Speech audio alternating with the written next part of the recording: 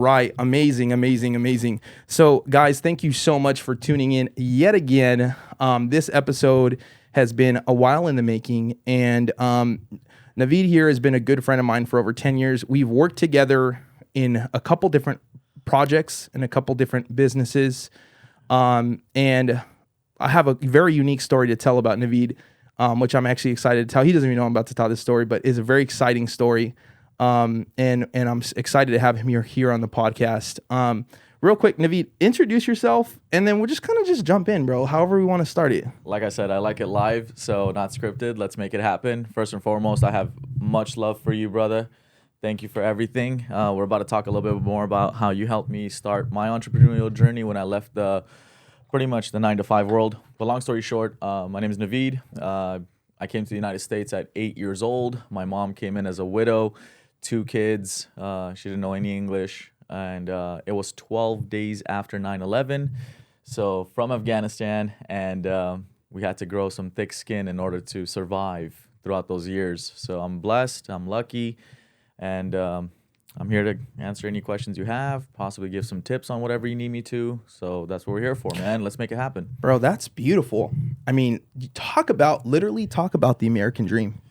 Like the epitome of the American dream, bro. Absolutely. Like, I'm not even joking. Yeah. No, my mom. I think my mom is more of like a living example of it because, of course, for us in our generation, it's never enough, right? So, my mom came in, like I said, $80 to her name.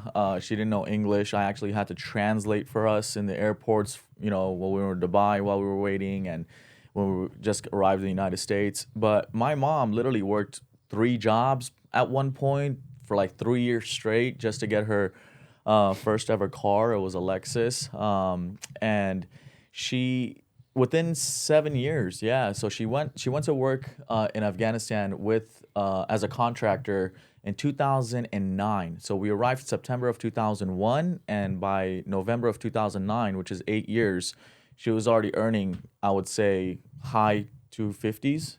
Wow. High 250s. That's incredible. Yeah, at that time. In an 8-year span. Yeah, an 8-year span. Yeah. No college education here. No, nothing. Right. So started from scratch, and high 250s. And within 2 years of that, that's when we moved to Corona when she bought that condo, which is how we ended up meeting, which is in Riverside County. And I became a homeowner and owned multiple properties. So it's definitely possible. I'm grateful for it, and you're gonna hear me say this multiple times throughout this hour and a half. I'm blessed. I'm grateful, and that is the American journey and the American dream. Bro, so I'm curious. You're 8 years old. You come from Afghanistan. 9/11 happened. You said how many days? Well, 9/11 was September 11th. The day we stepped foot in the United States was September 23rd. Bro, the animosity that the American people had against, basically at that time, anyone with brown skin. Yeah. Well, Muslims to be specific, Right? But whether you were from Afghanistan, Iraq, Lebanon, Egypt, as long as you were Muslim, you were just looked down upon. Right? Yeah. I can't imagine the turmoil that your family went through. Like, it almost breaks my heart, bro. Like, how did you guys, like, I don't know, just thinking about it, you know what I mean? Just because I've experienced racism in my lifetime, and not to the degree that a lot of my other friends have. And learning your story right now, bro. Yeah. How did you get to that? It was just all a part of it, man. Like we're not here to be victims. We're not here to complain, but because it was all a part of the soup that made everything happen for us at the end of the day. I can't just sit here and say my mom became a homeowner and started making more money than 90% of American citizens within 8 years of being in the United States without also being thankful for what we went through in order to get there, right? So yeah, absolutely, man. And I'm telling you right now, like, I was 8 years old, I was in 2nd grade, and within my first 3 days of school, I'm being spit at, I'm being called a terrorist, I'm being called a bomber, not by the adults, of course, but it's the other kids, it's because of what they see, what they hear. and getting beat up and things like that. I hated going to school because I was thinking like, okay, I'm here in the United States. We left all of our family behind back at home. We're supposed to be having a better life, but why am I not having a better life? Everything sucks. Everything's unfortunate, man. It's shit. It's absolute shit. I hated school, even though I was a great kid in school. And I've always been such a nice, friendly person. So I was like, why are these people so mean to us? And why is my mom constantly crying? And why can she barely go out in the street and get groceries without being heckled? So, yeah, it was very unfortunate. However, I'm gonna make it very clear. Like it didn't last for too long. We definitely learned to survive, and we're thankful for that. Yeah, man, what an experience to have gone through at such a young age, and for you to have developed into the man that you are today. You know what I mean? I have to say, bro, like, just being able to work with you and be friends with you over the years, I have to say that you have one of the most genuine demeanors of anybody I've ever met, bro. Like anywhere you go, bro, you have a huge smile on your face. I really appreciate that, bro. If you had the worst day possible, no one would know. Because you have a huge smile on your face. You will never know. And just the way you speak and you hold yourself, you're so genuine with when you say thank you, I know it. You mean it. Absolutely. Even if it comes to the smallest little thing. Just like here right now, man. I'm thankful to be here. Thank you, man. It means the world to me. Thank you. Well, I appreciate that, man. I appreciate you coming on here and getting vulnerable, because a lot of people aren't talking about their past and what they've been through. It's not something easy to talk about. Absolutely not. So yeah. I do appreciate that. All right, so let's kind of progress into what made you. This question is going to make sense for a lot when we talk more into the future. Sure. But what made you, from a young age, say like, man, I want to become something I want to make something of myself? Absolutely. It's the struggle. The struggle. I think it was I guess entrepreneurship is in certain people's bloods, because my dad, rest in peace, he was a big time businessman in Afghanistan, and which caused him to, unfortunately get killed. So that's what got us to come to the United States. But it was in our blood, and seeing the struggle, seeing my mom struggle, seeing us struggle, seeing other people have more, have better, have bigger. I wanted that, and I was willing to put in the work and work in the trenches in order to get there. I'm telling you, like, I hate the shortcuts, and I hate the get rich quick schemes. And by that I mean, at 10 years old, that's when I got my first job. At 10 years old, I got my first job. So it was an after school program. It was called Future Leaders, and it was one of those, because I was raised in the San Fernando Valley. So anytime you walk in the streets or the sidewalks, there's always like those things posted on the poles, right, by the lights, where it's like, hey, make money, right? Call this number, and there's like these tags, and then you grab the number. Exactly, right? Yeah, exactly. One of those, and they called it, it was just some amazing program. So it wasn't sponsored by my school at all. I'm not gonna say that, right? But it was just an after school program. So that way, when you're done with school, this program consisted of being picked up in a van by a driver, and with other kids who have hopes and dreams. And you're talking kids as young as me that were like 10 years old, all the way up to like teenagers who were 15, 16 years old, who were at that time the OGs. And you were given this basket of candies, whether they're chocolates, peanut butters, chocolate popcorn, whatever it is. It's not the big brands that we're used to. It's just these specific candies, and you were dropped off at a neighborhood. So there goes the knocking door to door skill sets that you started off with, which later on goes to when you and I met again. And then so each product was $8 at that time, and then you would make $2 from that. I didn't think about $2. I thought about 25% commission. So I said, if I can get 25% commission, and I'm working 4 hours from Monday through Friday, because it was from 4 to 8. And then on Saturdays, we would get picked up at 7 in the morning. They'll take us to a McDonald's for some breakfast, and then drop us off on Saturdays in the neighborhood. Or on Saturdays, you get to choose to be dropped off at a gas station. And I always chose to be dropped off at a gas station, where that's where the people skills come in. You end up talking to more than, within those 6-7 hours, because Saturdays were from 9 to 5. You're talking to 500 plus people. Wow. Yeah. I started making at 10 years old, man, 6th grade. I was making like $1,000 every 2 weeks.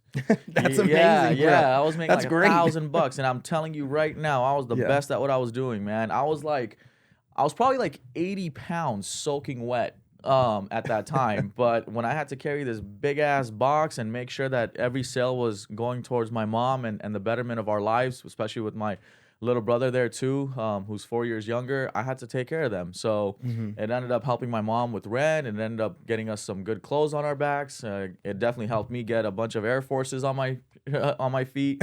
So yeah, that was my first job, and then I started growing from there when I got out of college. So I know, make a long story short, that's where I had my hopes and aspirations, and I knew I was willing to put in the work to do it. And I'm telling you, man, those days are hot. There's rain pouring on you. There's people slamming doors on your face at 10, 11 years old, you know? But you still got to do it. And it was a blessing. Wow, man. What a story. Yeah. I like that. You know, I have come to learn that the people that I have met throughout my life have started at a young age. Mm-hmm. Not everybody starts that way, but I have found that the people that I've gravitated towards have started at a very young age. Even mine and my cousin, what you were just asking me about earlier, our have been business partners for over a decade now. Oh yeah. The reason why we became business partners is because I noticed that he was doing some entrepreneur stuff at a young age. So I feel like those are the type of people that are my type of people. That's my tribe. You know what I mean? Yeah, I know. Hint right there, right? Foreshadowing. Yeah, hint right there, right? and you know, it's funny to think that, but you know, there are people that, you know, I get along with really, really well, but I don't have that synchronicity with them. Yeah, absolutely. And that's where you have like associates from colleagues, right? So like you have associates that you just interact with, say hello to, and you're not rude to them, you're acknowledging their presence. But then you have colleagues, like you have people that you can actually like call upon, talk about problems with, or solve problems with as well. And that's and it's like a borderline of friendship as well, right? So you have associates that I'm sure you and I, everyone out there has plenty of, but then you have colleagues and friendships that are really dear to your heart, that you can truly trust and be vulnerable with as well. And I think that's where you're getting at also. Oh yeah, 100%, man. I think you know, and it's funny because anytime I get close, like really close to somebody, and make a friendship even more genuine, which I feel like honestly has been happening to me the past 3-4 months, is I've had friendships, and those friendships have been able through some way or another really, really get deepened.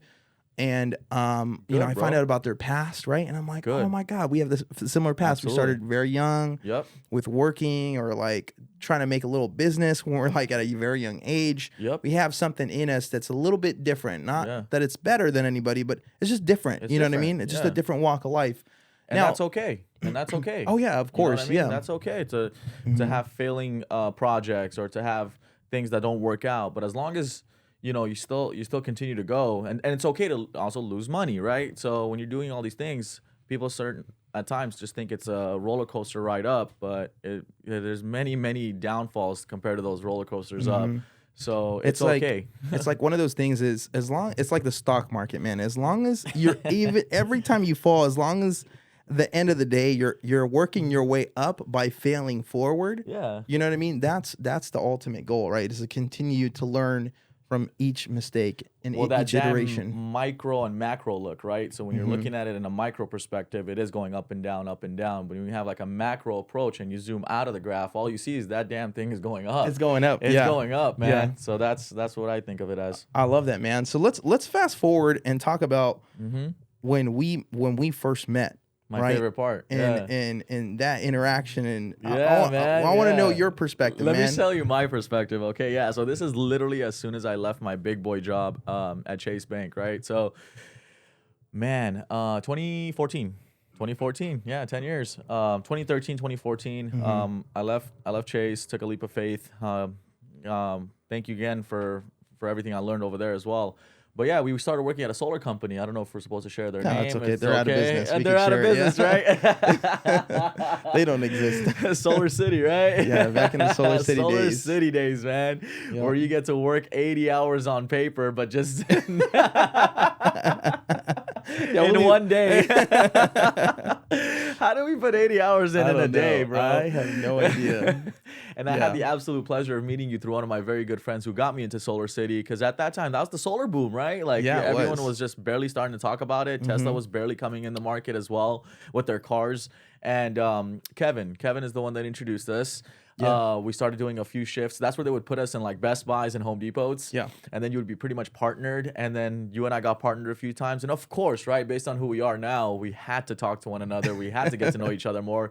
And we have to, just make a couple of comments to certain people who were rude to us as well. Let's just say while we were trying to get their phone numbers and set up appointments. So bust people's balls, all day. Why not? So it's always good to have somebody you can go through the trenches with, because that shit was not fun.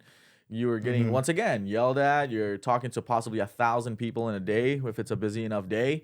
People are rude. And at the end of the day, it was a blessing, because I felt like every time I was going to war or every time I was going to work with you, it's like I had my sergeants with me as well. So that's how we met, and then it just propelled from there. Yeah, I remember having a conversation with you, and you're like, "Yeah, man, it's always been my dream to be a banker. Yeah, I've always this is what I want to do. Yeah, you know what I mean? I want to study money. Yeah, that's what you were saying, and how it operates the world. And I was just thinking, I'm like, yo, why are you here at the Solar City place? You know what I mean? And then we got to talking, and I'm like, oh, I know why now. Like, not to say anything negative about the banking arena, because a lot of people make great money there, but I could tell that you were just very ambitious, too corporate for me. And you were hungry for something that didn't pay you per the hour, but paid you per what you could work for. What you could produce, right? And I could see why you were at a company like Solar City. And well, it brings back, bro. I don't mean to cut you off, but it actually goes a full circle, because when I saw the opportunity at Solar City, where we were not, we were getting paid hourly, but then the commissions were incredibly well as well when we would close things. It reminded me of those days of me grabbing that big ass box and going from door to door and selling those candies, right? So I said, the more hours I put in, the more people I talk to, the more appointments I set, the more I can make. And that was the opportunity that I just couldn't let go of, and that's why I had to join Solar City. No, man, we're literally in the same exact boat. It's funny because I had left another opportunity with another solar company, right, that I thought I was doing pretty good at, and I had got recruited by this guy named Robert Islas, and he had kept coming around and talking to me about the Solar City thing. And I'm like, man. At the beginning, it sounded like a MLM, like a scheme type of thing. He's like, because I'm gonna get stock if you come in there's like a stock program, because it was so early. It was so early, you know. So it was funny. I was like, no, man, I don't want to do this thing. Long story short, he convinced me. He got me in, and I'm the type of person, if I see a good opportunity, I bring all my boys in, right? So I recruited, bro. I'm telling you, it wasn't an MLM. It was a legit sales company. Yeah. But I recruited dude, I don't know, maybe 10, 15 of my friends. Hell yeah, into the company, bro. I was like, yo, they pay at that time. It was 15 hours, pretty decent. It wasn't amazing, but it was really good money at that time. You know what I mean? Like a minimum wage was $10 an hour, so it was $8. Oh, $8 an hour, yeah. So 15 was almost double that. And then the hours, remember? That's why we put in 80 hours in a day. 80 hours, yeah, it was wild, man. Yeah, it was. Yeah, people were getting nuts. It was wild. I'll just say that it was wild. And to top that off, bro, is if you were good at it, which you were one of the really good ones too. You were good too, bro. Stop being so humble, man. You literally taught us everything. Come on now. We were making the commission checks were fucking great. And it was funny because in hindsight, going into solar in later years. We were getting paid peanuts, but of course, but it's a supply and demand market. Yeah, it's a supply and demand game all the time, right? When a market gets bombarded with so many companies, so many sales reps, then that's where those commission checks get smaller and smaller. So that's why I ended up leaving, because I kind of saw it within the future that it was gonna happen. So you're Yeah. right. It got smaller. Smart move, man, because I thought that was my I thought I was gonna retire with that company. Mm-hmm. And yeah, long story short, they went belly up. They're hemorrhaging You money. retired, but they weren't gonna be around. Yeah. Oh yeah, I got retired. I retired early. They made you retire, bro. Yeah. Which is funny because that's actually Solar City. It's funny because Solar City really launched a lot of people into entrepreneurship. Yeah. Myself, you, Yeah. so many other. I mean, we were already entrepreneurs in the company, Absolutely. but that company was really a launching point. So Well, it's kind of like running your own business when you were there, bro. If you think about it, right? It's like kind of like being a franchisee. So like you were using the Solar City platform and product, but you literally got to choose like your own system throughout the day on how you wanted to run that business. And very that's what true. I saw it as. I felt like a franchisee within that company, and my franchise was going to stay open the longer I worked, or it was going to close down if I didn't work. So that's the way I thought of it as. I really love that because this book right here, actually, Thou Shalt Prosper, he talks about this concept of you're always self-employed, even whether you're W-2 or not. Yeah. You're always working for you, Yeah. and you're always a corporation of yourself, Yep. right? So I love that, bro. You know what? Because that's one of those things, no matter where you go, whether you're working a W-2 job or you're working for yourself, you're always working for yourself at the end of the day. You have to, man. You have to. They may give you like systems in place to utilize and resources to utilize to get your job done. But at the end of the day, it's on you to stand out, and it's on you to think outside of the box, and it's on you Absolutely. to make something happen and to compete. I love to compete, man. Like every time I go somewhere and I do something, I know in the back of my mind that I may have started from scratch within this industry, but I'm telling you, give me some time and a little short period of time, and I'm going to compete. So you got to have that within you, because without it, you don't have food on the table, bro. So that's what you got to think of it as. Very true, man. So talk to me about the clothing company that you started after Solar City, and how we got involved in that together. And Absolutely. I want to walk through that journey. It was a lunch that you and I had. So we had lunch, and you said, if you could do anything, what would you want to do? And I said, hey, I've always been into fashion.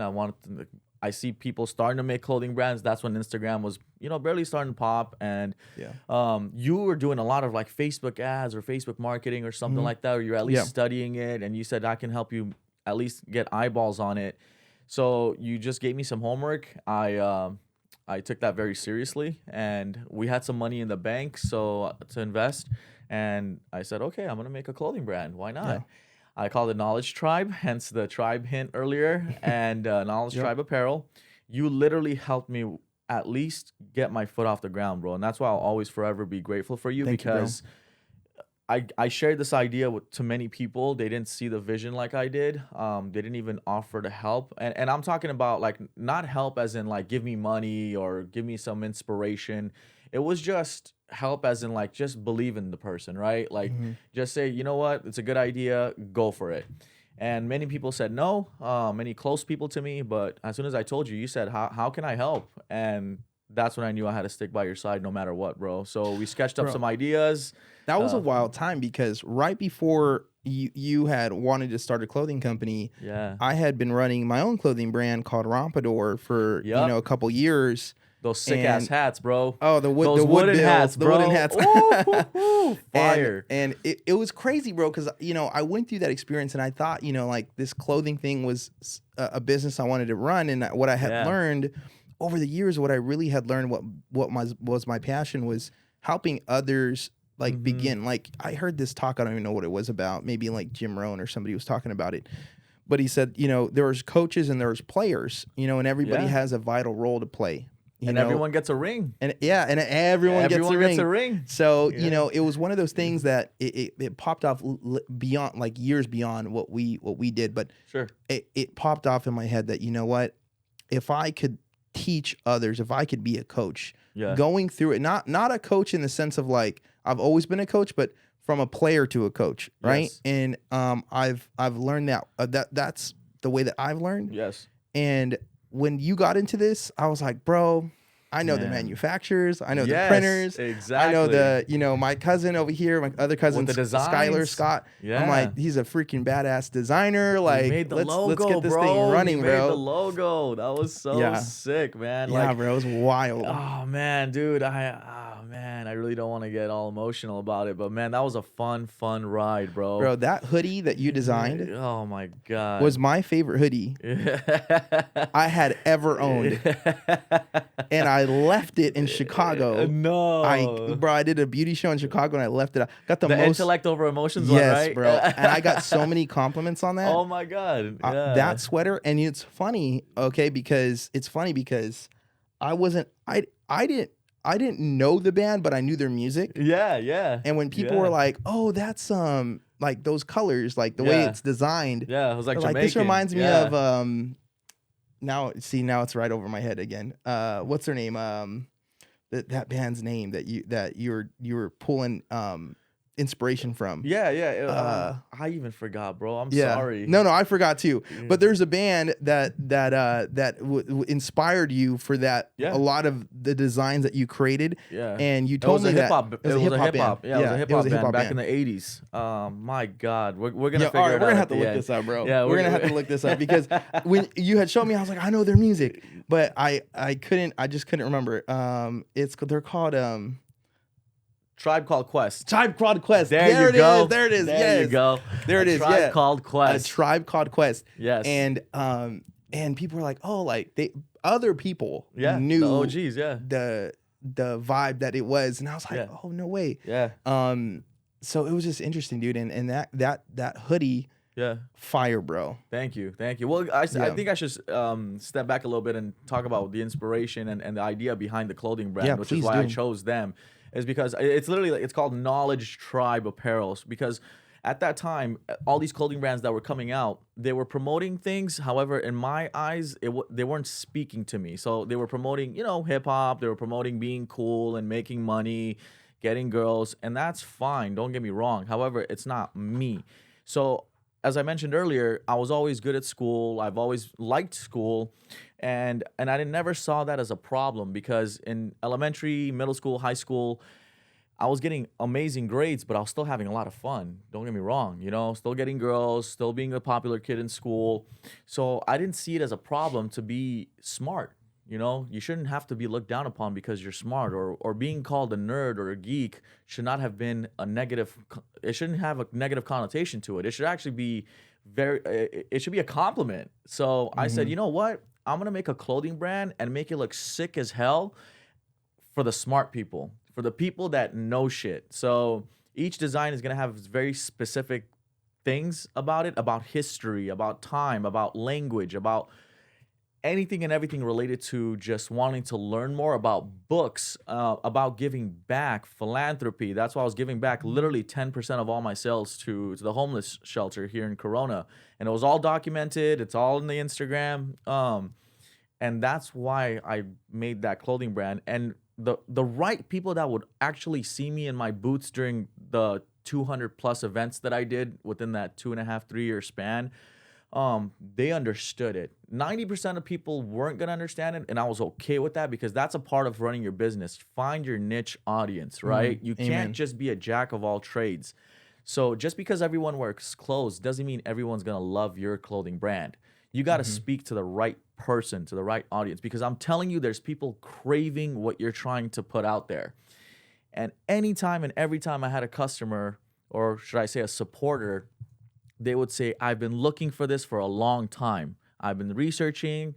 I've been looking for this. You don't know how many teachers I had as a client who would literally buy multiple pieces just for like their students, or they would use like my pieces, awesome. whether it was a hoodie, a hat, a shirt, as like an award for their kids for getting like good grades or the best grade in the test or something like that.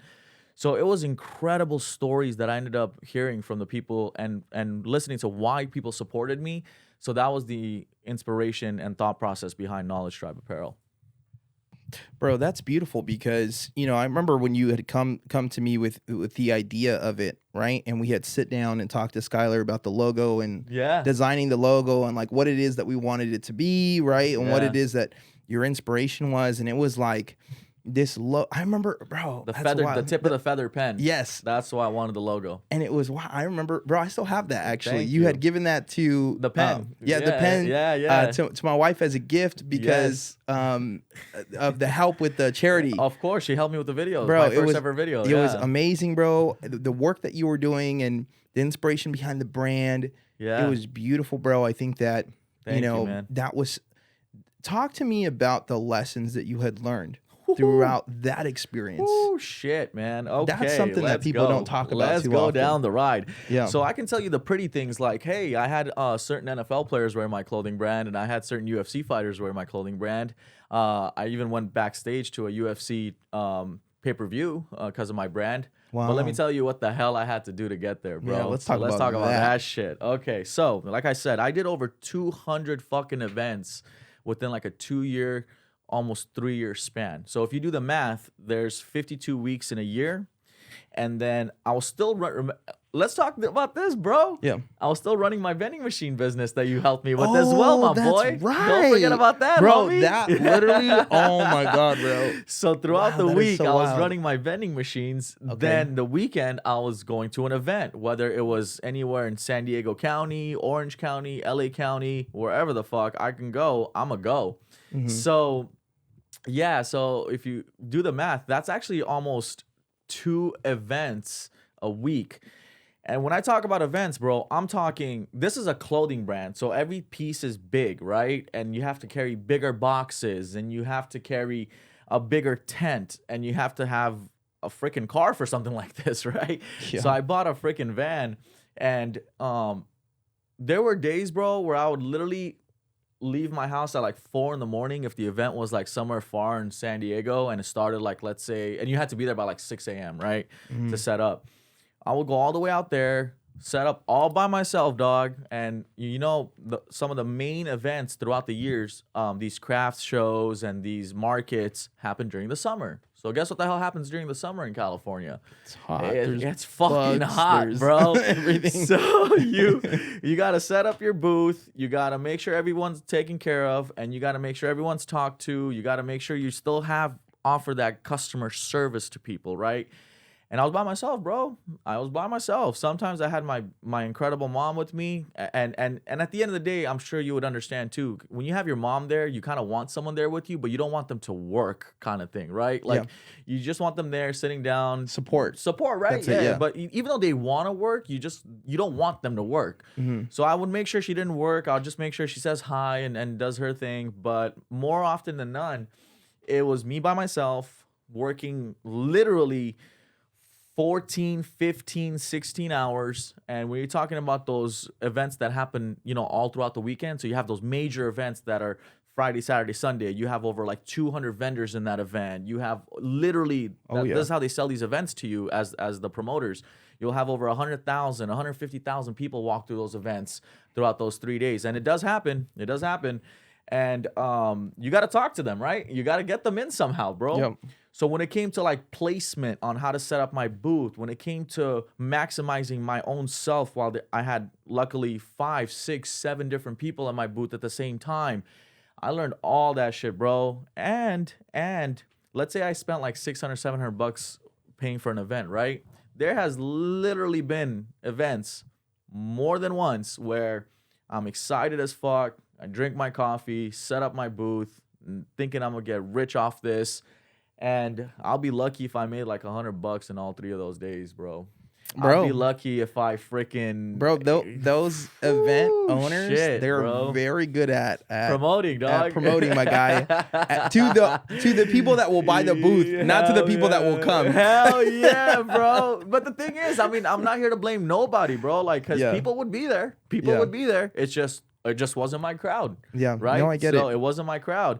And that's the trenches. I mean, I'm talking, bro, it would be like 105 degrees, and I have to close up my booth again, leave, go home at like 8 o'clock at night, even though I've been there since like 5 in the morning. So you're talking like 15 plus hours, drive my ass another 2 hours in traffic back home, cry my eyes to sleep, Why? Because I took a leap of faith to start this thing. My mom's over there, my brother is relying on me to bring some food on the table, and I could barely even break even on the cost of the booth, bro. Yep. So it was hard. It was tough, man. But I wouldn't change it for the world. And that was part of it. So the first year I did so many events to where I could like learn about my audience and learn about which events I would want to go to again. And then the second and third years, it became kind of like a well-oiled machine, man. At that point. Yeah. Yeah, you got to go through those first several years of those growing pains. Oh yeah. And you learn the most by getting your head bashed into the wall. Oh hell yeah. Like, oh hell yeah. Like you learn the absolute most by getting bit in the ass. You know what I mean? And it's like, well, I'm not going to do that again. Yeah. And I got to change this and I got to do that. And it forces you to get better. Absolutely. And there's so many things. And it's so funny because like it's such a parable to life. Yeah. Right. Like there's so many things that work that way. Absolutely. Right? From business to emotions to intellect, right? Learning, right? Because I know I went through a big learning curve many years ago and for just self-development, right? Yeah, oh yeah. And I remember reading books and just being over it. And I'm like, what did I just read right now? Yeah, like, yeah, exactly. You can read so many fucking books, bro. You have so many bookworms out there. But bro, if you're actually in the trenches and do what you need to do, that's the biggest self-development right there, man. Amen. And blessings on blessings, because it was tough at times when that would happen. But I'm telling you, the clothing brand industry is I would say $100 billion industry, just easily assuming that. And there were some days where I would pay $300, $400 for an event, and I'd come back with $3,500, $4,000 in my pocket, bro. So if you set it up correctly and you do it right, it's a wonderful industry to be a part of. And just the opportunities, the doors that opened up for me that later on helped me move into the next phase of my life was incredible. So once again, you taught me a lot. Thank you so much, bro, because you prepared me for the trenches. You really did. And I had to just go through it. No one was gonna, help me survive. No one was gonna freaking hold my back for me. I had to just go do it myself, and it was definitely worth it. So I'm curious because everyone has. I mean, I had to go through this iteration myself too with my own clothing line. What was the deciding factor to close it down and move on to the next phase? Yeah. So I mean, I still have a bunch of pieces left. I just put it like on pause, but the deciding factor was I got lucky again, man. I met one of my other mentors, Joe Hoffman, and he was in the healthcare industry. Okay. I met him in the freaking sauna of the gym, bro.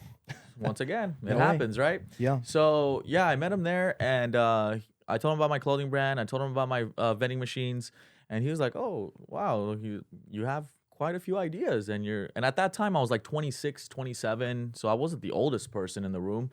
And he said, well, I'm a healthcare broker. I told him about my brain surgery, my brain tumor when I was like 14, 15. And I always had a passion and I was a vegan at that time. So everything was it was like a puzzle that was just getting put together. Yeah. And he said, well, it looks like you care about your health. It looks like, you do well when it comes to speaking to people. Have you ever thought about being a part of the healthcare industry? And I never really even thought about that. And he said, what if I could teach you on how to sell healthcare to businesses so that way they can give benefits to their employees? It was like, have you ever worked for a business that gave you benefits? And I thought about my days at the bank and I had benefits. And I said, yeah. I mean, everyone has benefits, don't they? And he said, well, someone has to sell them that. That's when the light bulb went off. I was like, okay, tell me more. He said, well, it's a healthcare industry, and the healthcare industry is a multi-trillion-dollar industry, and you could make a living. It's not all about the money. It's about helping people. And I waited for a year until I finally said, okay, let's look into this. So of course I had to get licensed, I had to get trained. So when I go into something, I go all in, bro, all in, just like my clothing brand, just like in Solar City. So I said, I can't half-ass this. And out of respect to Joe and him giving me his resources and his teachings, I went in, we did well. Oh. We did very well. I like that, man. That's what happened. That's what put a pause on. That's what put a pause on it. I like that. It's those things where that's the beauty about life, and that's the beauty about being a captain of your own ship. Oh yeah, is you get to choose the opportunities that you want to take advantage of. Yes, I remember there's this guy named Eric Thompson, and he says you got to take advantage of the opportunity of a lifetime in the lifetime of that opportunity. Yes. Right? Because opportunities, they're like a closing door. They open, but they close. They're like a fruit, you know? Yeah. To eat it while it's ripe. Don't I love that. eat it while it's ripe, bro. I love that, bro, because opportunities are like fruit. wow, fucking mic drop, Write bro. that because shit down. I love that because you know Eat what? it while it's ripe. There's so many biblical references to the fruit of our labor, right? But that fruit will spoil if you don't eat it when it's ripe. Exactly. Woo, bro, that gave me goosebumps, bro. I freaking love that. That's fire, bro. Sound clip. Wow, that's fire. I love that, dude. Yes, 100%. And I took all my opportunities, bro, while they were ripe. I had to. Yeah. I had to. You know what? And it's about looking back over your life and saying, you know what? I ate everything I could in front of me, right? I didn't leave a crumb left on my life. And some of them tasted like shit, but it's all good. Yeah, But absolutely, it's all good. bro. Those are the it's all pains. good, right? And those are the learning lessons. Those are I ain't gonna eat that fruit again, Exactly. right? Exactly. So- it looked good on the outside. It was ripe, but when I bit into it, it was too sour. It didn't taste good. Hurt my stomach. Let's Yeah. not do it again. I love that, man. So okay, so what I'm curious about is this: you experience all of these things in life, right? Mm-hmm. And what I have learned about you, Naveed, is it's very clear to me you are the type of man that likes to help others. Yeah, man. It's very clear. It leads you into our now. I don't know what happens in between the healthcare thing, right? And that you were doing, because I remember that. I remember we even had a good conversation about it. A couple years, many years ago, we were going to do something. I forgot what we were doing, man. You were in that office in Riverside, Riverside. And you were helping a bunch of businesses. So Yeah, I we said, were maybe you talking could about introduce me something. to them. Yeah.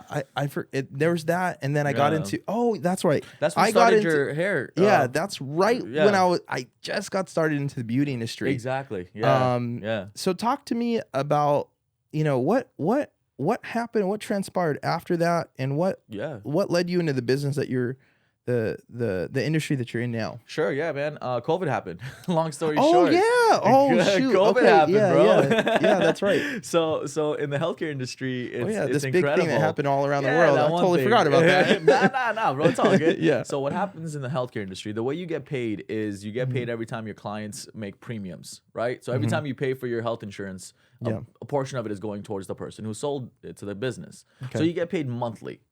So COVID, California to be specific, shut down businesses for a long time. Remember, yeah, it was very supposed to long be for time. a few weeks, but then ended up being for almost a whole year, to be honest, right? Yeah. And some of you may be understanding of what I'm saying and the pains. So yeah, my business slowed down. My clients, of course, they were shut down, so they weren't able to make their premiums, and I was able to stay afloat for a good amount of months. However, while that was happening, the mortgage industry started exploding because the rates went historically low. Yeah. So I've always been around people who always open doors for me, and I was around another mentor of mine, Zane, and he's been in the mortgage industry for at least 10 plus years at that time.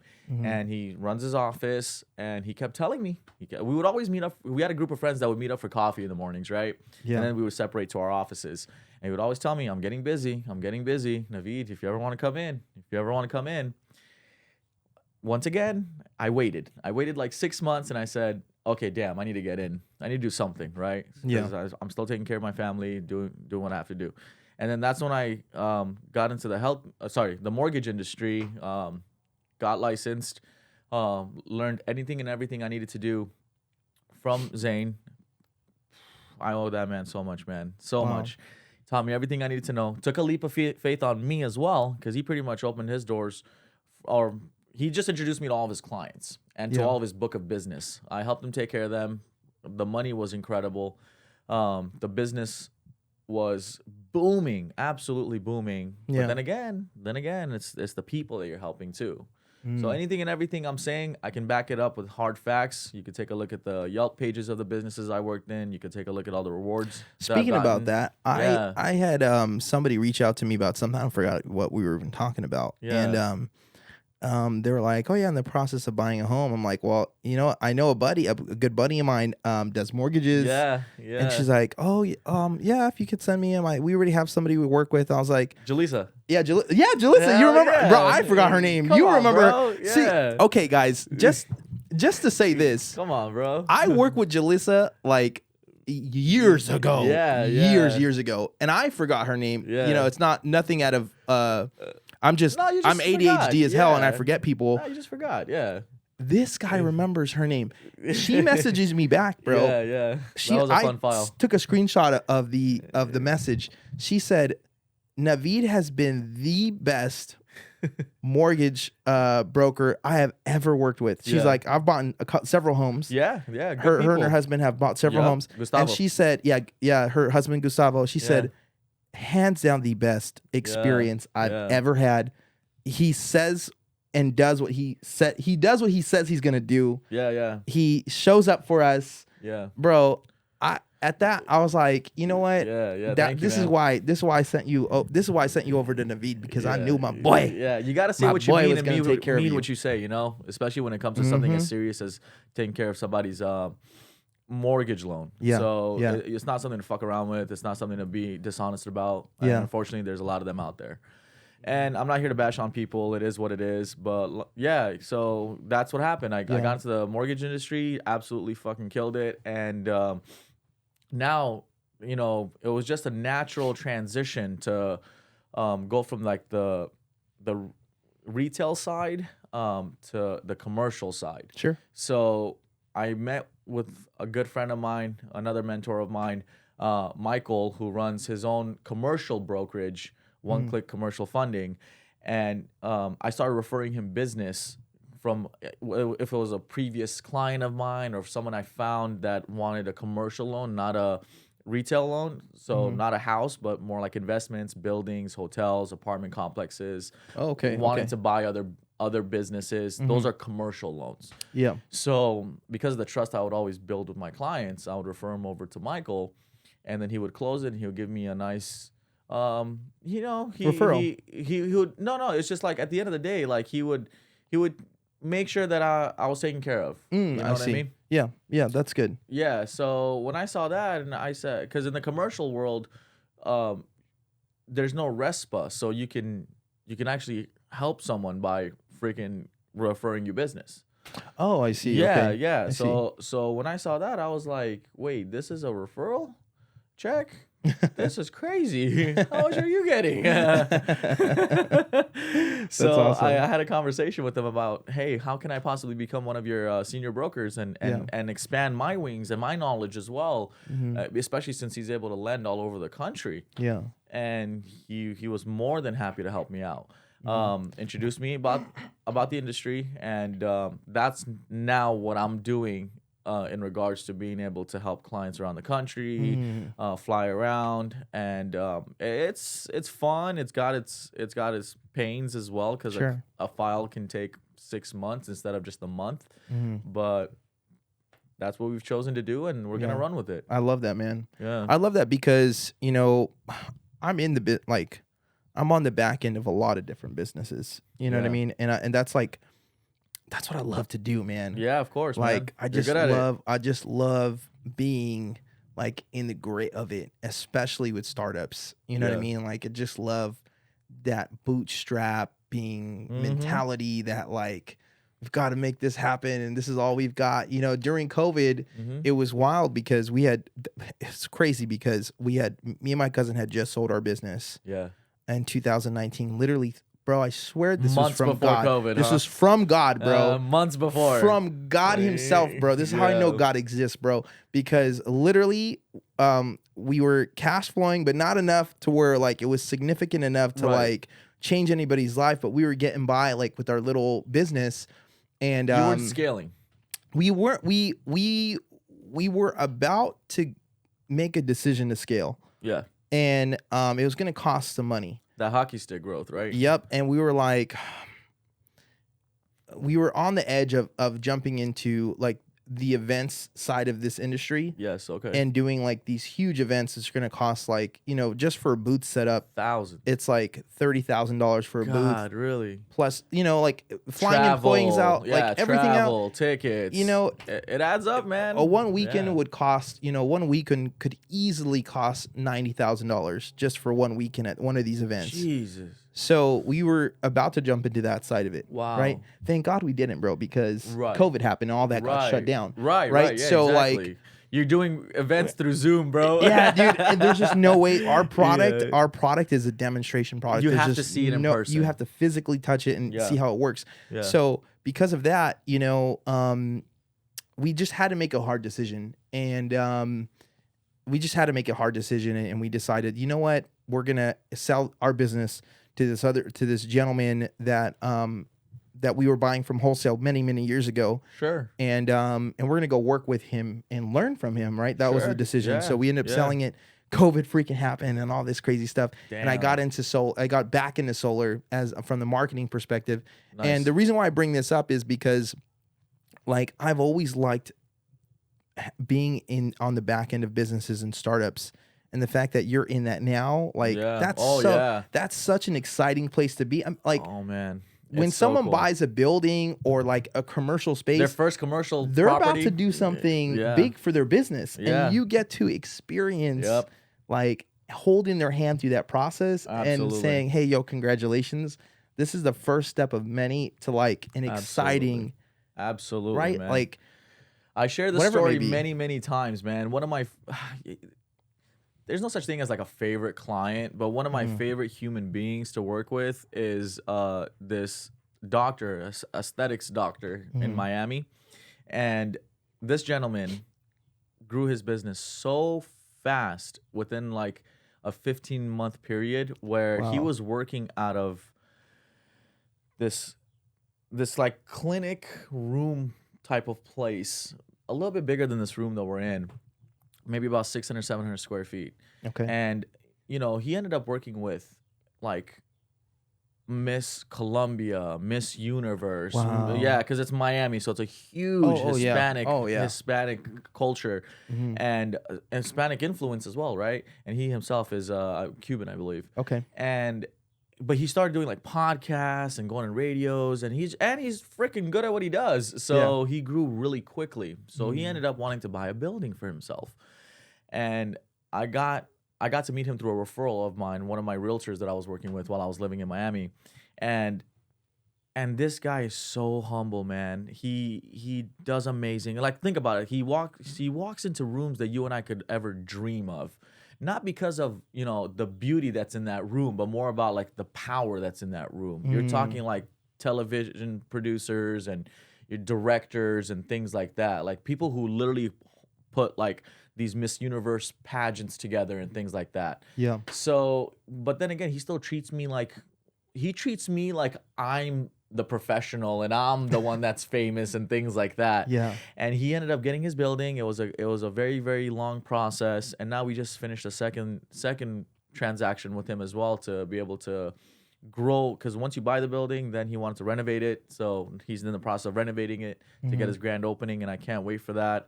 But that's what I'm talking about, and that's what you're referring to as well, where he was starting from nothing, and now this place that he has is like 4,000 square feet in the heart of Miami. You're talking prime real estate, bro. That is incredible. Prime freaking real estate. And you're going to be seeing some major players walk through those doors for him. Yeah.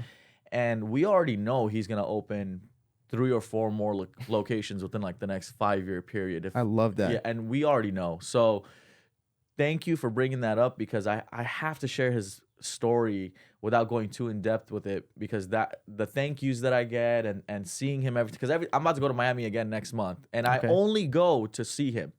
I only go to see him, take him out to dinner, and just thank him again for thinking of us whenever he needs to grow his business. And that's what I've been able to build doing this. Wow.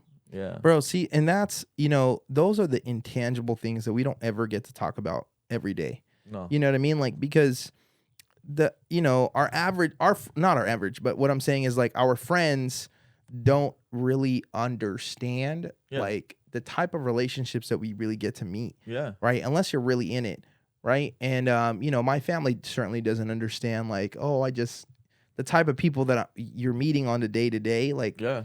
it doesn't make sense for like us to share those type of stories other than with people like you and me, you know what I mean? Or to have to explain it. Or to have to explain it, Think you know what I about mean? it. It just You doesn't don't make need to explain it. Yeah, and there's it's just because it's one of those hard things to explain, that feeling that you get Mm-hmm. when you're like in it and you really get to help someone Hell yeah.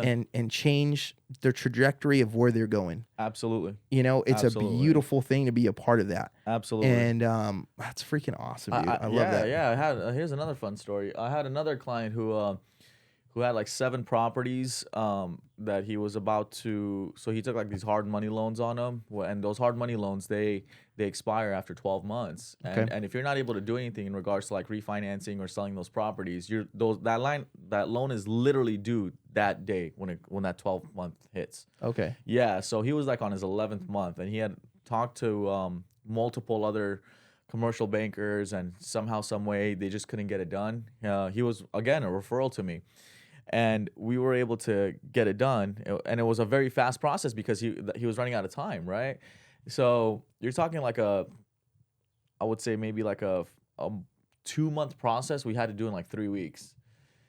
And I'm telling you, I'm talking like putting all my other files to the side. Sorry if you're my other clients. Taking care of this one. Yeah. And we got it done. Super grateful. Super thankful. And he was like, I don't know where the hell I was going to come up with, because you're talking more than $2 million worth of properties and loans he was going to come up with when those things were up. So now we bundled all those 7 properties into one loan. Yeah. Yeah. And it's called a blanket mortgage. Yeah. Okay. So instead of making 7 different payments to 7 different banks, possibly, he's just making one payment on all 7 of those properties. Makes life so much easier for him, man. Yeah. Because he's not selling anytime soon. So as long as you're having it for a long time, as long as it's a long-term hold, that type of structure is very helpful. Here's a selfish question. So with that type of bundling on the loan side of things, if he wants to go and sell those properties as like a portfolio, absolutely, it makes it easier to do that because it's just one loan that they either got to you do. How do you do that? Yeah, because think about it this way. Yeah, think about it this way. So like, imagine, if you're making 7 different payments to 7 different banks, we're human, right? You might be late one time, or something might happen. One bank could be a pain in the ass, while another bank is super helpful to you. One bank might not even have an online account that you can make. So there's shit like that happens all the time, bro. Yeah. So, but if you have everything bundled up in one, then it's very easy for the new investor who's going to be buying your properties off of you to keep that track record. So they can see like, okay, you've made all your payments on time, or here's your rent roll, which is something you would need if you're buying something like this, to see how often you're getting paid or how much you're getting paid, as well, how much profits are coming in after all your costs on a monthly basis. And the new bank that's going to be funding that loan for the new investor, let's just say if they're not paying cash, right? Yeah. It makes all that paperwork easier for that bank to review and read as well, because it's just one payment. Versus 7 different, and you have to collect 7 different records and things like that. And there's one payoff. So when you get a payoff from the bank, it's just one bank you're having to call to get that payoff, rather than 7 different banks. So it just makes life a lot easier for everyone. Dude, that's awesome, man. Yeah. So let me ask you this: like, what are you doing for fun, man? You're working a lot. I know that. I work for fun. On Dude, God, bro. I swear it seems like that for real. I feel that. God, bro. Because my work is fun, like bro. My work is fun. Yeah. Even with all the headaches, even with all the stress. Yeah. My work is fun, bro. And the thing is, I actually here's something new for all of us. So I've been working with Lexus as well, my favorite brand in the world, the car company. Oh, okay. Yeah. I've been working with Lexus for almost 12 months now. Oh, okay. What do you do with them? Yeah, I'm actually one of their brokers. Oh, no way. Yeah. Dude, that's awesome, man. So what I wanted to learn was the whole car industry as well. Yeah. So You've always been a car guy. That's Bro, right. when I first met you, you had your the your red Evo. yeah, your red Evo. Oh yeah, Yeah. I always remember that, man. Exactly. So what I've always wanted to do is I wanted to master 3 main industries, and I'm almost there. But you can never be a master until you're continuously learning. So the mortgage industry on how to buy properties, right? Whether it's single properties, multiple properties, commercial properties, the healthcare industry. So I was doing that. And then the car industry. I wanted to learn how to buy them properly, how to start other businesses on the side off of these properly, how to be a vendor to these businesses properly. And that's why I dove into it. And so that's fun as well. Yeah. Since the main question was, what do I do for fun? What I do for fun is I learn about how to help people buy their second biggest item in their lifetime, which is their car.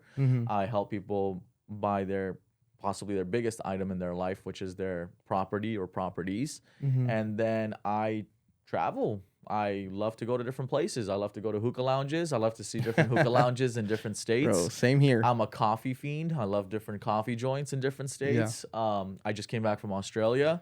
I was out there about a month ago. Bro, it's funny that you say that because everywhere I go, all of my coworkers know it's where you going to smoke hookah tonight. Absolutely, bro. I researched the hookah lounges before I get there, bro. So like I could tell you the hookah lounges to go to in New York, to Chicago, to Orlando, to like bro, I'll show you after this. But on my Google Maps, I pin all of the hookah lounges I go and smoke at that I actually like. I'm like, all right, this one's tight. I met the owner here. He's a good guy. Like, there you go. You know, so that is I'll show you some good hookah lounges in Dallas. I'll show you some good hookah lounges. I went to Atlanta earlier in the year, and one of my favorite hookah lounges I've ever been to is in Atlanta. Really? Oh, you had this fire dancing lady this whole time. Hell yeah, bro. That's wild. I was watching the 49ers versus, I believe, the Packers. Yeah, that game, because that was an amazing game as well. Yeah. Just, smoking my hookah. I've never been to Atlanta, bro. And I heard that hookah lounges in Atlanta are crazy good. Wild. Wild. But when I was in Atlanta, it was, like I said, it was beginning of the year, so it was like 14 degrees. It was crazy. It was cold, bro. Damn, bro. So damn cold. Yeah, I can't do cold. Bro, I went to Alaska. Oh shit. And I went to Alaska. We go. I went to Alaska and my guy, bro. When we went to the funny story. We went to this sauna that was about an hour and a half from where we were staying. Sure. And one of our coworkers, Johnny, was driving. It was me, my cousin, the guy Johnny, one of our other coworkers, I forgot who else was there, and then the owner of the company we were working with. Yes. And we're driving, right? And Johnny's this freaking cool cat, man. He was a really cool guy. And Johnny just smokes weed like nobody's business, bro. Sure. And he's a chimney. He's a chimney, bro, for sure.